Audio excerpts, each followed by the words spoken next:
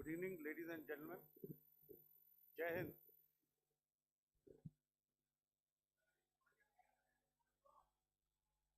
Uh, Welcome to this special press conference on Operation Sindoor. We will begin with opening statements by the three senior officers to my right here, who have been directly overseeing operations during Operation Sindoor. We have Lieutenant General Rajiv Ghai, Director General Military Operations, who will cover the aspects related to land domain. Air Marshal A.K. Bharti, to his right, Director General Air Operations, will provide insights on the air domain. And to my right is Vice Admiral A.N. Pramod, Director General Naval Operations, who will cover aspects on maritime domain. Following their briefings, we will move on to the question answer session. I now request the DGMO to commence the opening brief. Thank you, Sandeep. A very good evening to all of you, ladies and gentlemen. You are all by now familiar with the brutality and the dastardly manner in which 26 innocent lives were prematurely terminated at Pahalgam on the 22nd of April. When you combine those horrific scenes and the pain of the families that the nation witnessed with numerous other recent terrorist strikes on our armed forces and defenseless civilians, we knew that the time had another compelling statement of our resolve as a nation. Operation Sindoor was conceptualized with a clear military aim to punish the perpetrators and planners of terror and to destroy their terror infrastructure. What I do not state here, of course, is the often stated determination of India and its intolerance to terror. It set into motion a very diligent and microscopic scarring of the terror landscape across the borders and the identification of terror camps and training sites. The locations that emerged were numerous, but as we deliberated more, we realized that some of these terror hubs were now bereft of any presence and had preemptively been vacated, fearing retribution from us. There was also a term of reference and our own binding, self-imposed restriction to target only terrorists and thus prevent collateral damage. There were 9 camps that you are now all familiar with, which were confirmed by our various intelligence agencies to be inhabited. Some of these were in POJK, while there were others that were located in the Punjab province in Pakistan. Nefarious places such as Muridke, the hub center of the Lashkar-e-Taiba, has over the years bred infamous characters such as Ajmal Kasab and the likes of David Headley. What followed was a careful scrutiny of each of these sinister locations, their layout, configuration, even the type of construction in each structure, and the terrain obtained around these. This was with an obvious intent to deduce and identify the exact vector that was required for their neutralization, as also the eyes in the sky that we would send up to ensure that we brought back evidence that we had indeed targeted what we set out to. The precise images of these engagements on that fateful and historical night have already been showcased during the first press statement on the 7th of May that was helmed by our Foreign Secretary. I have no doubt in my mind that we achieved total surprise, and those strikes across those 9 terror hubs left more than 100 terrorists killed, including high-value targets such as Yusuf Azhar, Abdul Malik Rauf, and Mudassir Ahmed that were involved in the hijack of IC-814 and the Pulwama blast. The line of control was also violated soon after by Pakistan, and the erratic and rattled response of our enemy was apparent from the number of civilians, inhabited villages, and religious sites such as Gurudwaras that were unfortunately hit by them, leading to a sad loss of lives. The Indian Air Force played a major part in these strikes by engaging some of these camps, and the Indian Navy provided wherewithal in terms of precision munitions. The Indian Air Force obviously had their assets up in the sky, and I will here request Air Marshal Bharti, the Director General of Air Operations, to detail for you the methodology that the men in blue adopted to successfully manifest this mission. Thank you, Rajiv. A very good evening, ladies and gentlemen. It indeed is a difficult time that we have to come here like this and brief you. We could have done without this, but we had no choice. As the DGMO has detailed, the event was precipitated by the dastardly act at Pahalgam. The sequence of events have already been detailed. We carefully selected the targets, and out of the 9 selected targets, the target systems that were given to the Indian Air Force were the notorious training camps at Bhavalpur and Muridke, these being further from the international boundary. Through critical target system analysis, we analyzed what was to be done to annihilate these targets and plan to engage these targets with precision air-to-surface guided munitions so as to avoid collateral damage.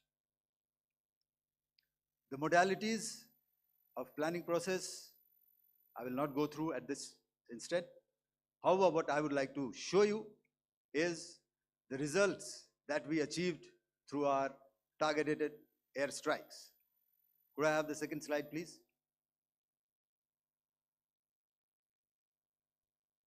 Yeah, change, please.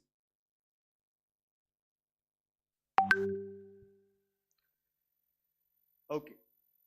This is what the terror infra at Muridke looks like. If you see, north is as indicated, and to the right is east, where the international boundary lies. Could we have the next slide, please?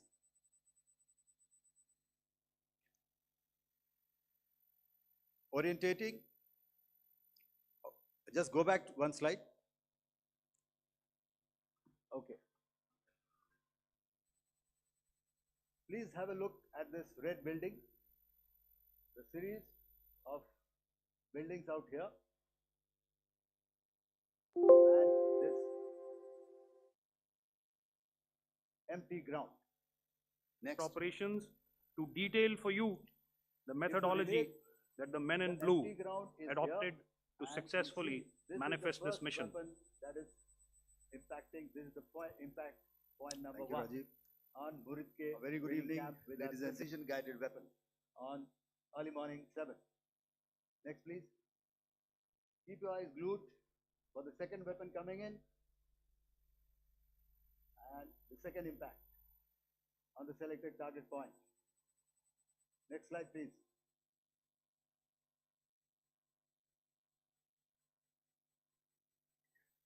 Third weapon, third impact.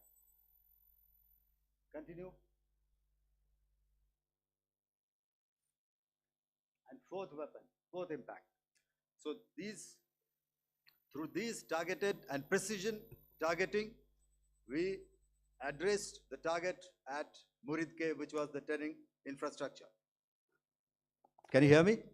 All right. Okay, I'll come closer to the mic. Now we go to the next target, which is the Bhavalpur training camp. Next slide, please. Okay, just wait. So the effect, if you see,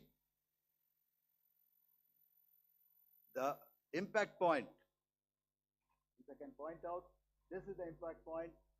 the ammunition has gone through the roof and it has created a blast inside, the photographs of which you would have, all of you would have seen.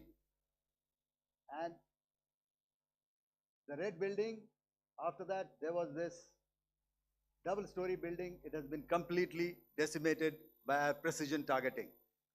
Next, please. The target system, which was in the north, a series of buildings. I'll show you how it looked. Next. Completely destroyed. By our precision targeting. Next. Now coming to Bhavalpur, This is the target complex that we are dealing with a fairly large target complex. So we had to carefully choose the points that we needed to address, which were high value and which would meet our stated objectives of eliminating the terrorists. I would like to draw your attention to this Red canopy, and in relation to that, I would cover the targets. One target system is a series of buildings here, other one here, and other one out here.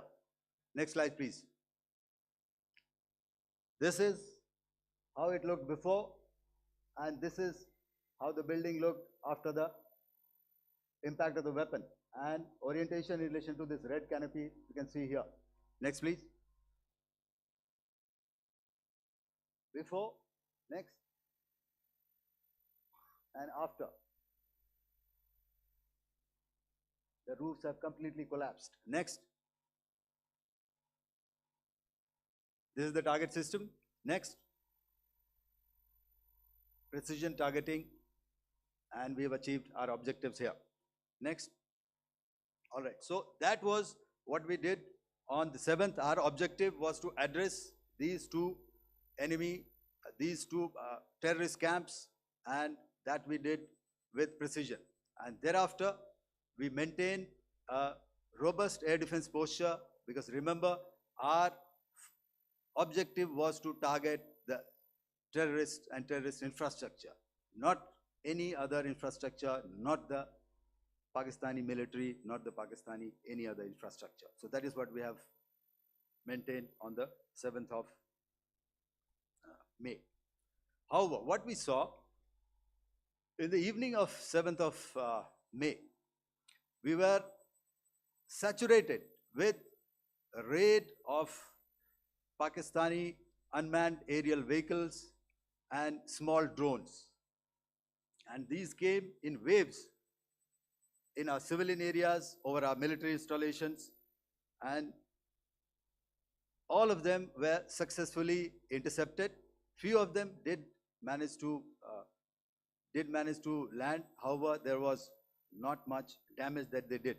And we have our robust counter-US hard kill and soft kill systems which did the job. However, the difference here was that we had targeted the terrorists. The adversary now has targeted our civilians and the military infrastructure. So it had to be responded to.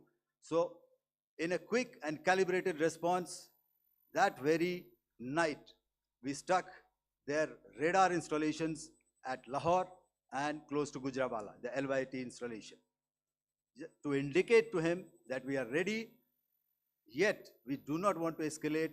Our fight was with the terrorists and not with the Pakistani military establishment. Thank you.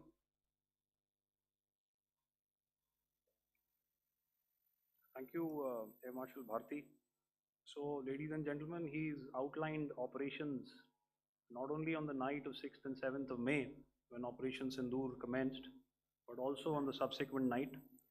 Being well aware and familiar with the congenital and impulsive nature of our adversary, and even though we did attempt to reach out and communicate our compulsions to strike at the heart of terror to my counterpart in the immediate wake of Operation Sindoor, the request was brusquely turned down,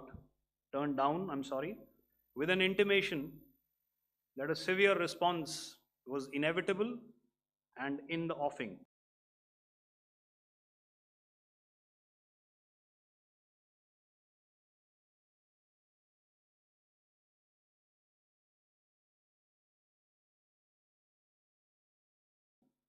We were, of course, prepared.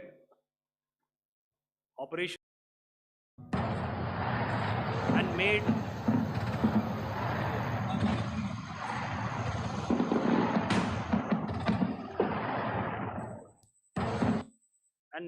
largely unsuccessful attempts to target numerous military infrastructure.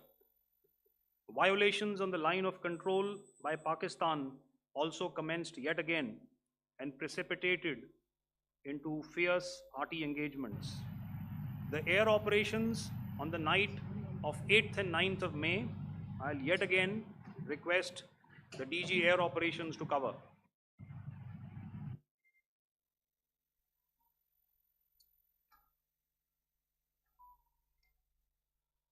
So I just covered what happened on the night of 7th and 8th.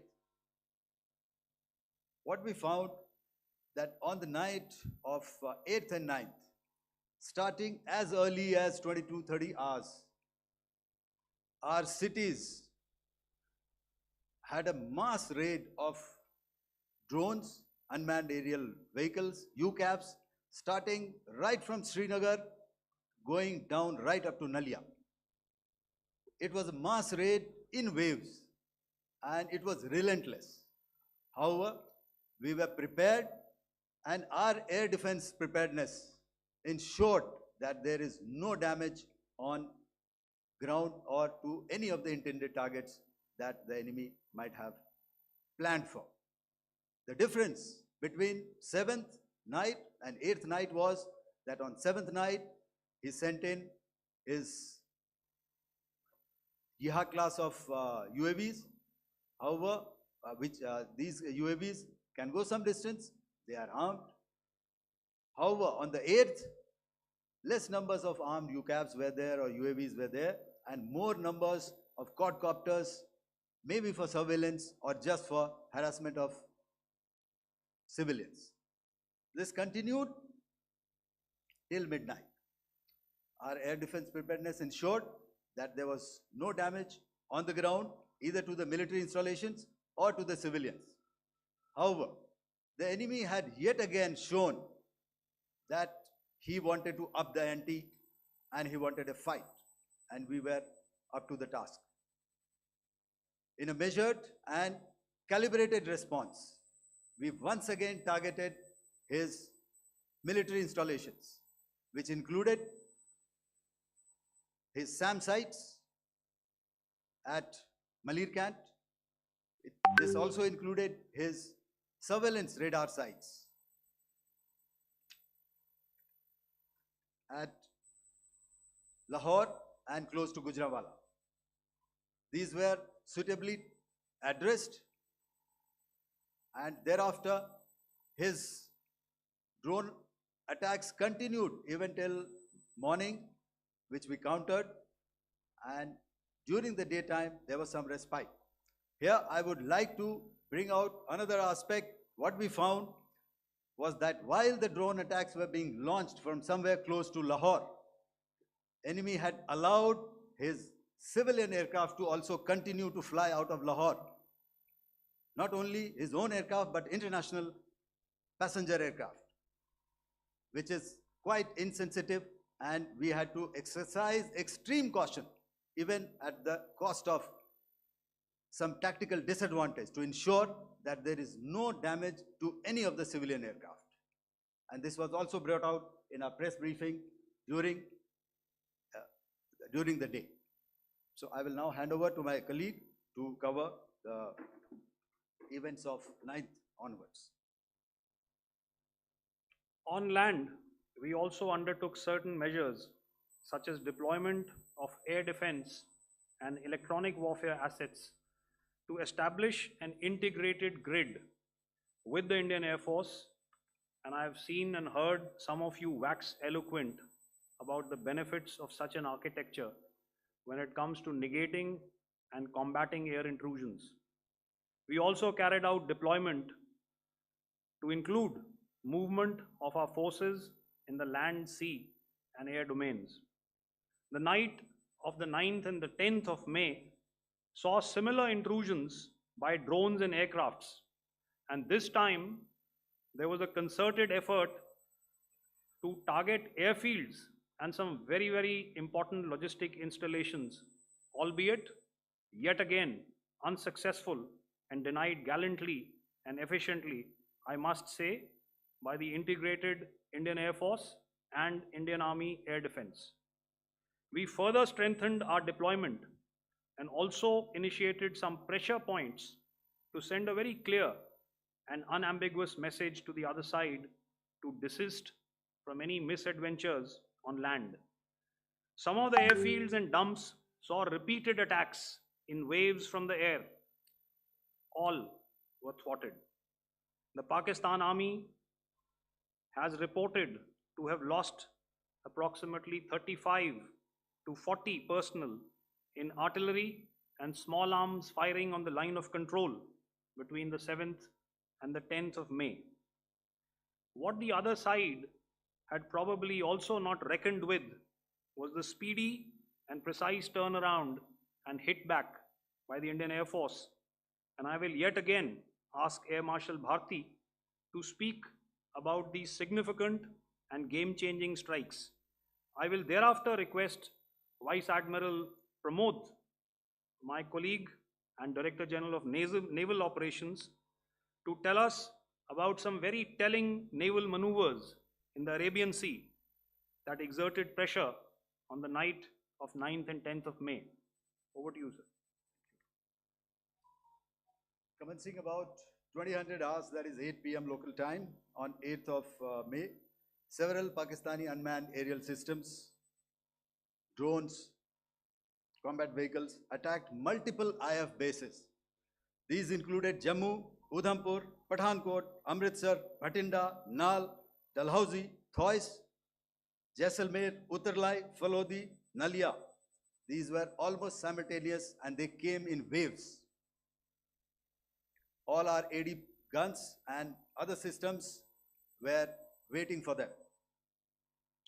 All these waves were neutralized by our trained crew using the air defense systems that they have, and also some of them were utilized using our legacy systems like Pechoras and IF Summer, which we have recently acquired.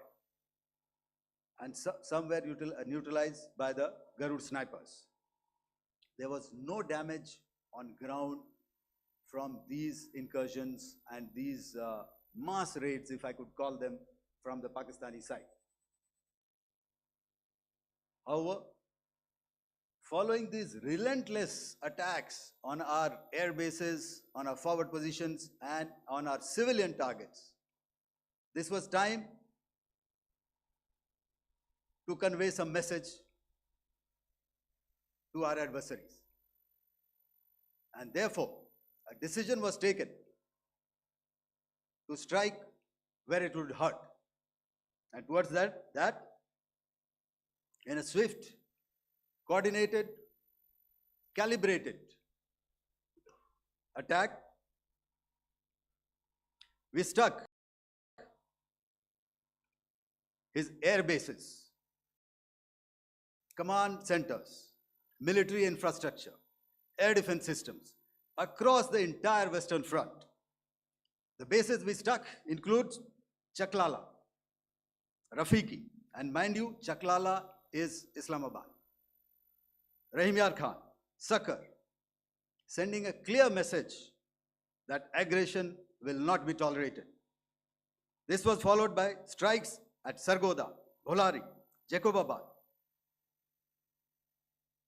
We also struck the C2 centers at Murid, the UAE complex at Murid, Rafiki, radar at Chunia, which I will show you. Rahim Yar Khan.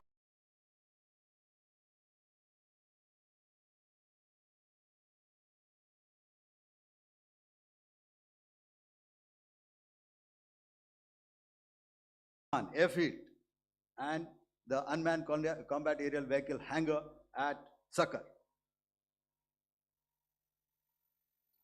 I would like to reiterate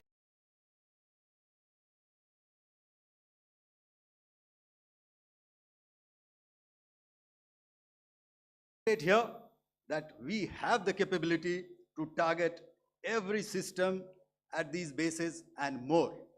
However, it was only a measured response to instill good wisdom to our adversary to refrain from further escalation. IF response was directed only at military installations, avoiding civilian and collateral damage. I would now like to show you some of the effects that have been achieved as a result of our air operation.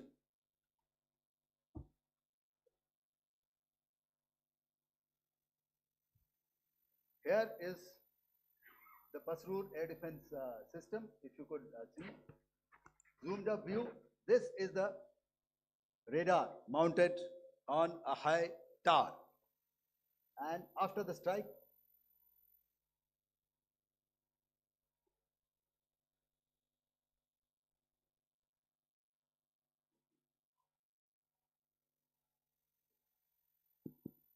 thank you. Can you hear me? Yeah, thank you.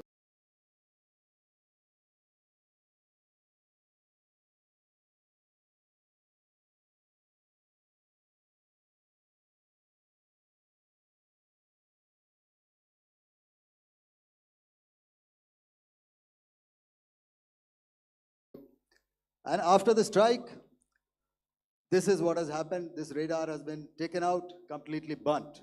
Next slide, please. The Chunia air defense radar, which was taken out on 7th and 8th. This is the radar site. A blown up photograph, once again, on a tower. Not very clear, but what you see very clearly is the after effect after we have stuck. The radar head has been completely decapitated. Next slide, please. Arifwala air defense radar. In this complex, you see how it looked before, blown up image, and after really blown up. Next. Now coming to Sargoda airfield. Remember, this is one of their important airfields wherein they have a lot of assets.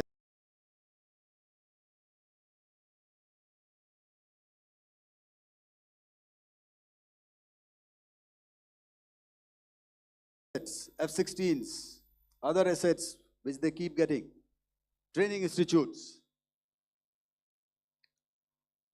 And we have stuck this airfield. It is not, if you zoom in here, then one impact point here on the runway and second impact point of our weapon, precision weapon on the runway. And if you see this blown up, repairing going on, same here. Next. Rahim Yar Khan. This is the area we have stuck. A deep strike out here and one complex here. So this is how it looked before, and same, you see a big crater, another crater here, and this complex after strike neutralized. Next. Chaklala Airfield, Noor Khan, once again a major air base, a lot of their logistic assets out here. This was the chosen complex that we intended to strike and convey a message. Next slide, please. This is how it looked before, and this is how it looked after our strike. Next. Sakkar. We chose the radar site at Sakkar. This is the radar site, and after it was struck, this is the aftermath, completely burnt out. Next, please. Aircraft shelter. This is how it looked before the strike, and this is how it looked after the strike. The roof of the buildings completely caved in and burnt. Next. Bolari Airfield, aircraft hangar. This is how it looked before, and this is how it looked after the precision strike. Next. Jacobabad, aircraft hangar, and this is how it looked after. Next.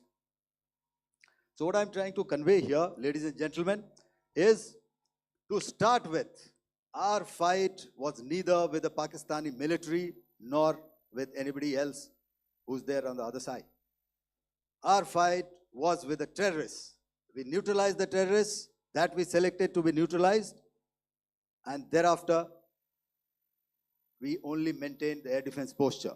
However, we were relentlessly pounded by waves after waves, night after night, by his UCAVs, by his drones, and by his other unmanned aerial systems. And that left us with no choice but to retaliate, and yet our retaliation was calibrated, it was graduated, and it was proportionate. Thank you.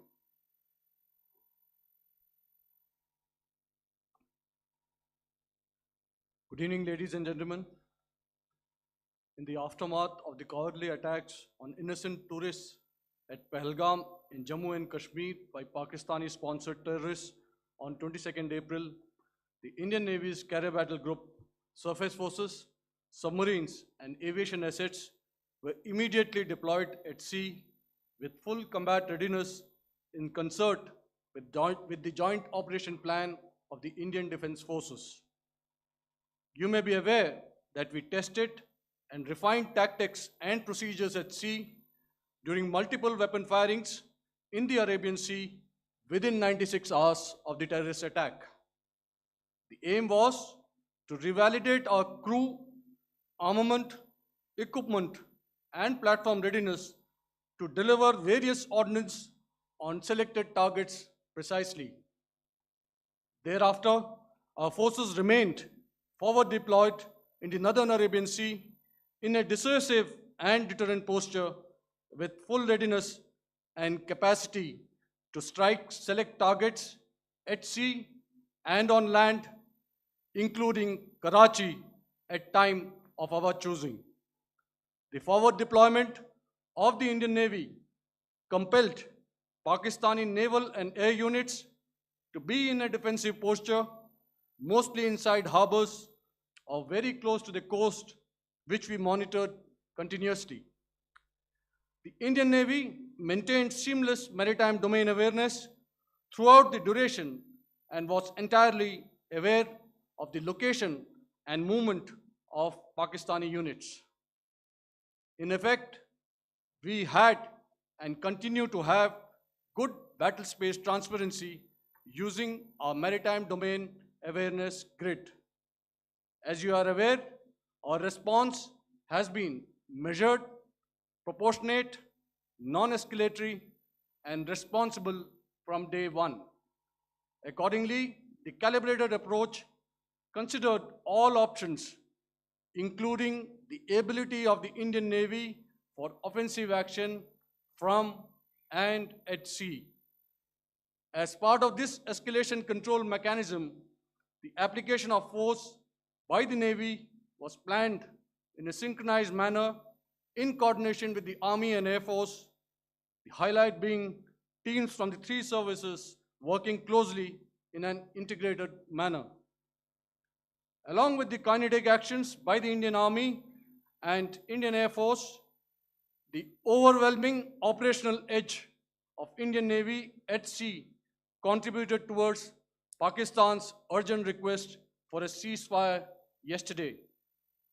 As we speak, Indian Navy remains deployed at sea in a credible deterrent posture to respond decisively to any inimical action by Pakistan or Pakistan-based terrorists.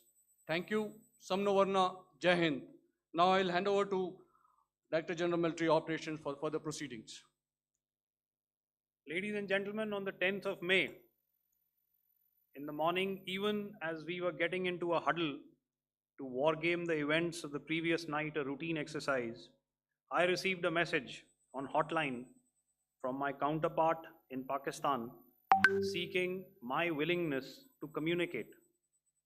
Since our initial aim was to strike at terror camps, and all our actions in the subsequent days were in response to the intrusions and violations by the Pakistan Air Force and its army, it was decided that I would indeed speak with my counterpart.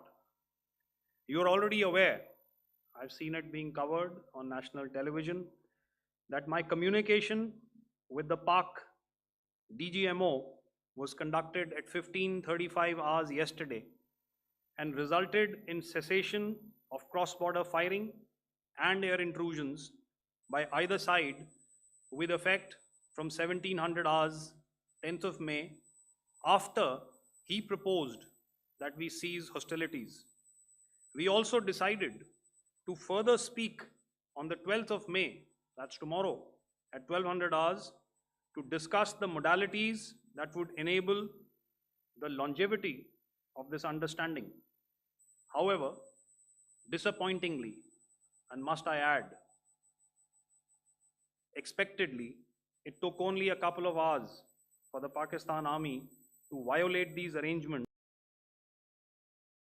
Army staff has earlier today conducted a security review and has granted full authority to our army commanders for counter actions in the kinetic domain in case of any violation by Pakistan.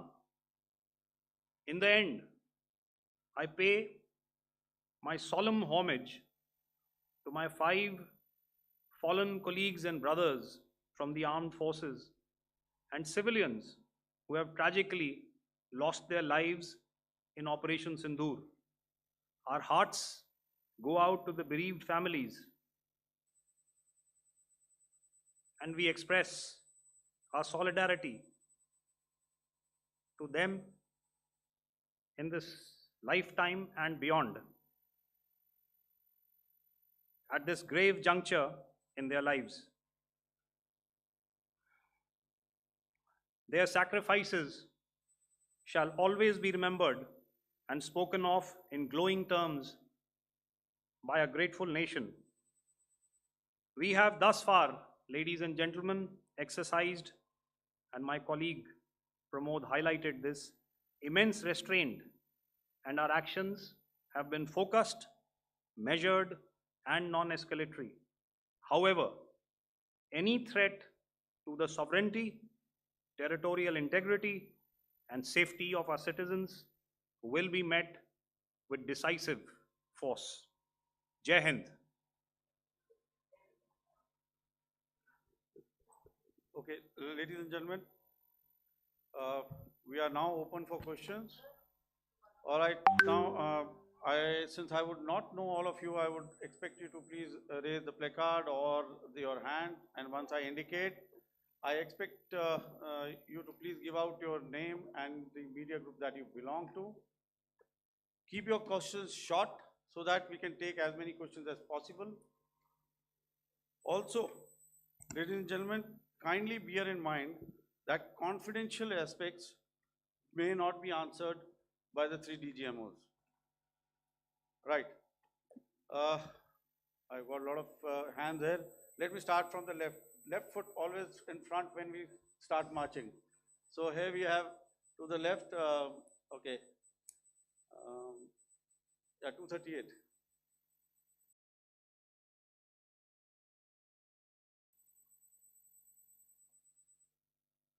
Hello. So this is Manas Pratimhuyan from PTI, Press Trust of India. So the understanding that was reached yesterday on stopping the military operations and actions, was it for just 3 days? And what would be the cost escalation if there is violation of this understanding by the Pakistani side? And my subsequent question would be that we have a kind of ceasefire agreement with Pakistan that was finalized in 2003. So will there be some kind of similarities in frameworks between the two kind of understandings, 2003 ceasefire agreement and the current understanding on stopping military operations? And again, what are the cost that will be incurring on Pakistan if Pakistan again resorts to this kind of terrorist activities, because we have made it very clear that the cost will be very high. So I would like to have your thoughts on it. Okay, so I'll answer the latter part of the question first. I also want to add that while the initial ceasefire agreement, as you correctly pointed out, is of the 2003 vintage, but I must remind you that in 2020, Eastern Ladakh was also on. The two DGMOs had spoken and arrived at a ceasefire understanding that lasted right up until